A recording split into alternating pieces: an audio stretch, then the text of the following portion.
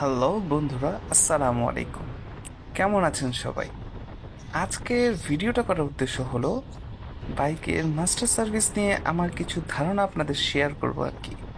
একটা বাইক যখন আপনি রেগুলার চালাবেন তখন আপনার প্রায় বিভিন্ন সমস্যার সম্মুখীন হতে হবে, যা আপনাকে বলতে বাধ্য করবে যে এটা বাইক নাকি বউ। আবার অনেক বাইকার আছেন যারা বাইক চালায় তো চালায়, যত পর্যন্ত বাইক ইন্তেকাল না করবে তত পর্যন্ত বাইক চালিয়ে যাবে এমন চিন্তা ভাবনা নিয়ে থাকে। তাদের কথা আমি বাদই দিই। আচ্ছা, এবার বলি, যারা শৌখিন বাইকার, যাদের বাইকের প্রতি একটা ফিলিংস কাজ করে, তাদের জন্য একটা ভালো টিপস আমার কাছে আছে।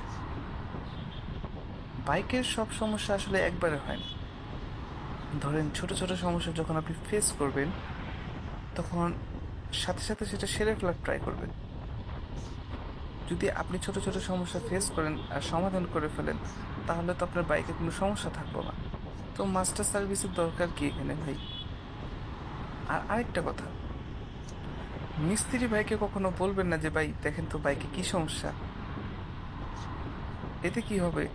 সে আপনার যত আপন হোক না কেন, ট্রাম যেভাবে সারা বিশ্বকে বাজ দেয়, ঠিক সেভাবে আপনার মিস্ত্রি ভাইটা আপনাকে বাজ দিয়ে দিবে। তাই মোটামুটি আমি মনে করি বাইকের যে কোনো পার্টস বা প্রবলেম সম্পর্কে আপনার ধারণা থাকা উচিত।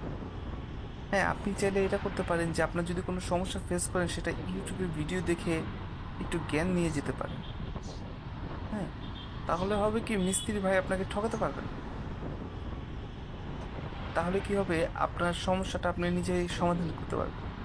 হ্যাঁ, আপনি নিজে না করেন, মানে আপনি মিস্ত্রি ভাইকে যা বললে সে বুঝে যাবে যে আপনি বাইকের সম্বন্ধে সব জ্ঞান রাখেন।